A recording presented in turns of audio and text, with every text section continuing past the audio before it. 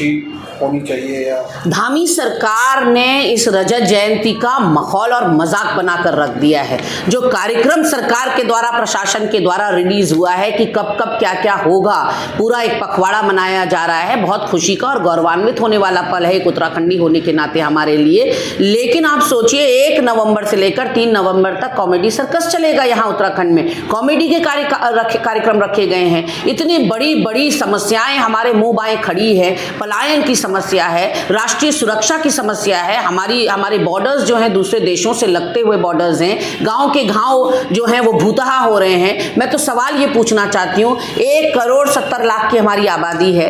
उत्तराखंड वासियों को तो या यहाँ के युवाओं को तो कहीं किसी प्रदेश में जाने की जरूरत नहीं है। इतना काम उत्तराखंड में ही है। अगर 1 करोड़ 70 लाख के हाथों को काम दिया जाए तो सफिशिएंट काम है हमारे प्रदेश में। पर्यटन विभाग से लेकर दूसरे अगर MSME सेक्टर में उनको काम दिया जाए, सड़क के उनको प्रोजेक्ट्स दिए जाएं सड़क बनाने के लिए, लेकिन यहाँ काम मिलता है गुजरातियों को, मध्य प्रदेश के लोगों को, राजस्थानियों को। यहाँ नर्सिंग में देखिए आप भरमार लगी हुई है, स्वास्थ्य विभाग में भरमार भारी प्रदेश के लोगों की लगी हुई है। दूसरा ये है कि आप वोकल फॉर लोकल तो कहते हैं, लेकिन आप लोकल को बढ़ावा कितना देते हैं, आप प्रोत्साहित कितना करते हैं अपने स्थानीय युवाओं के हाथों को रोजगार देने के लिए। आप लगातार जो है केदारनाथ और बद्रीनाथ मंदिर की सजावट के लिए इस बार 150 से 200 लोग आए थे गुजरात से मंदिर सजाने के लिए। क्या ये काम उत्तराखंडियों को नहीं आता? ये तो एक वानगी है। इसी तरह से जितने बड़े प्रोजेक्ट्स हैं वो बाहरी प्रदेश के लोग कर रहे हैं। तो 1 करोड़ 70 लाख की आबादी के लिए तो काम यहाँ उत्तराखंड में ही बहुत है।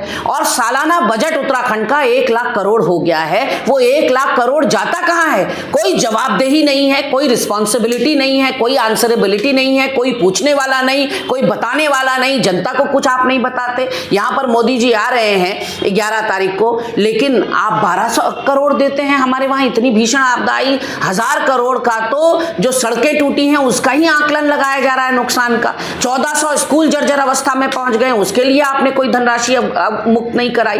तो कहीं ना कहीं और भी गम है जमाने में मोहब्बत के सिवा। ये कॉमेडी सर्कस के अलावा यदि आप सस्टेनेबल डेवलपमेंट पर बात करते, यदि आप नीतियों पर, उद्योग पर बात करते, यदि आप यहाँ पॉलिसी मेकिंग पर और टाउनशिप प्लानिंग पर बात करते, जो 2 दिन का सत्र आप रख रहे हैं, ये तो ऊंट के मुंह में जीरा है। जितनी समस्याएं उत्तराखंड की, पहाड़ जैसी चुनौतियां उत्तराखंड वासियों को जंगली जानवरों के रूप में देखनी पड़ती हैं, बेरोजगारी के रूप में देखनी पड़ती हैं, महिला अपराध और जो बच्चे गायब हो रहे हैं, इन सब बातों पर चर्चा होनी है। तो कहीं ना कहीं चर्चा ना हो पाए, इसीलिए केवल अपनी जिम्मेदारी से पल्ला झाड़ने के लिए 2 दिन का दिखावटी सत्र आयोजित कर दिया गया, वो भी देहरादून में, जबकि मूल भावना उत्तराखंडियों की गैरसैंण में बसती है।